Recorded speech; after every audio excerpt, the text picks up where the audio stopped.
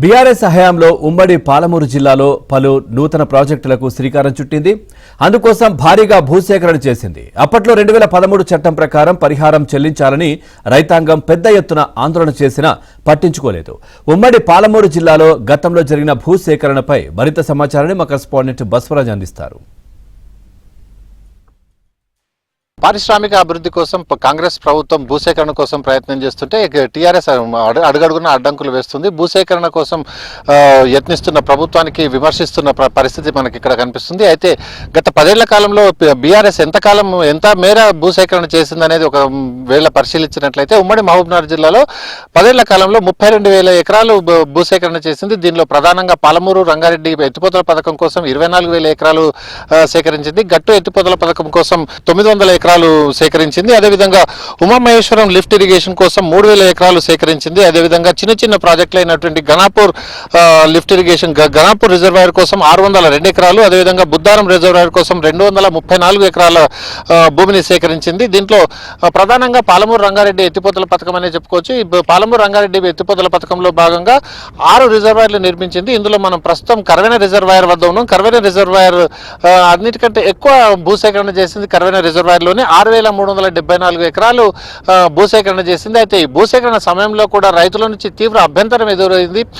ఖచ్చితంగా ఇక్కడ 2013 చట్టం ప్రకారం తమకు నష్టపరిహారాన్ని చెల్లించాలి అని చెప్పి రైతులు పెద్ద ఎత్తున డిమాండ్ చేస్తే అక్కడ మాత్రం స్పెషల్గా 123వ జీవో నెంబర్ 123 తీసుకొని వచ్చి కేవలం నామమాత్రము 6 లక్షల నుంచి 8 లక్షల రూపాయలు ఎకరా మేరకు చెల్లించి ఇక్కడ భూసేకరణ చేయించడం జరిగింది. దాంట్లో పెద్ద ఎత్తున రైతులు అక్కడ ఆగ్రహం వ్యక్తం చేస్తూ చాలా సంవత్సరాల పాటు ఇక్కడ ఆందోళన కూడా కొనసాగించారు. అయినా కూడా ఏమాత్రం వెనక్కి తగ్గకుండా ఖచ్చితంగా 6,374 ఎకరాలు ఇక్కడ కర్వెనలో సేకరించింది. మిగతా రిజర్వాయర్ల విషయానికి వస్తే పాలమూరు రంగారెడ్డి ఎత్తిపోతల పథకంలో భాగంగా నార్లాపూర్ రిజర్వాయర్ 2,490 ఎకరాలు ఇక్కడ పాలమూరు రంగారెడ్డి కోసం సేకరించింది. అయితే నార్లాపూర్ది విచిత్రమైన పరిస్థితి.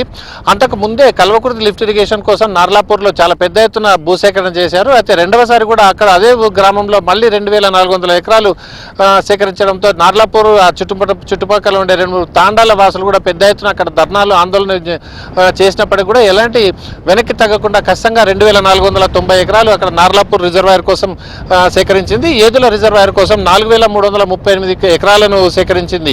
ఉదండాపూర్ రిజర్వాయర్ మనం ప్రత్యేకంగా చెప్పుకోవాలి. ఇక ఉదండాపూర్ రిజర్వాయర్ పనులు ఇంకా నెమ్మదిగా కొనసాగుతున్నాయి. అక్కడ చాలా పెద్ద ఎత్తున పనులు కొనసాగాల్సి ఉంది. అయితే ఉదండాపూర్ రిజర్వాయర్ కోసం 5,297 ఎకరాలు ప్రభుత్వం రైతుల నుంచి సేకరించి ఇందులో పెద్ద ఎత్తున అక్రమాలకు కూడా పాల్పడ్డట్లు ఖచ్చితంగా ఇక్కడ ప్రస్తుత జడ్చర్ల శాసనసభ్యులు కూడా అనిరుద్ధ్ రెడ్డి కూడా ఆరోపిస్తున్నారు. అక్కడ 1,400 ఎకరాలు ఏదైతే అసైన్ ల్యాండ్స్ ఉన్నాయో, అసైన్ ల్యాండ్స్ గవర్నమెంట్ ల్యాండ్స్ ఉన్నాయో, అలా అసైన్ ల్యాండ్స్ కూడా ప్రభుత్వం తరఫు నుంచి బీఆర్ఎస్ కార్యకర్తలకి అక్కడ పెద్ద ఎత్తున అక్కడ ముట్ట చెప్పినట్లు కూడా పెద్ద ఎత్తున ఆరోపిస్తున్నారు. దానిపైన విచారణ చేయించాల్సిందిగా అనిరుద్ధ్ రెడ్డి డిమాండ్ చేస్తున్నారు. వీటికి కాకుండా తీసుకున్నట్లయితే గట్టు లిఫ్ట్ ఇరిగేషన్లో కేవలం 976 ఎకరాలను సేకరించింది. కేవలం 7,80,000 రూపాయలు మాత్రమే గట్టు లిఫ్ట్ ఇరిగేషన్ కోసం పరిహారం చెల్లించింది. అక్కడ 20 లక్షల నుంచి 30 లక్షల వరకు అక్కడ భూముల ధరలు ఉన్నా కూడా కేవలం 7,80,000 రూపాయలు నామమాత్రం రుసుము మాత్రమే చెల్లించడం జరిగింది. ఇలా పెద్ద ఎత్తున అడుగడుగున ఎంత అభ్యంతరాలు ఉన్నప్పటికీ కూడా బీఆర్ఎస్ ప్రభుత్వం వెనుకడుగు వేయకుండా 32,000 ఎకరాలను ప్రభుత్వం అంటే పేద రైతుల నుంచి సేకరించింది. దీంతో పెద్ద ఎత్తున ఆందోళన చెలరేగా అయినా కూడా ఏమాత్రం వెనక్కి తగ్గకుండా మొత్తం 32,000 ఎకరాలను రైతుల ఆందోళన మధ్యలోనే సేకరించిన పరిస్థితి ఉమ్మడి మహబూబ్నగర్ జిల్లాలో కనిపిస్తుంది.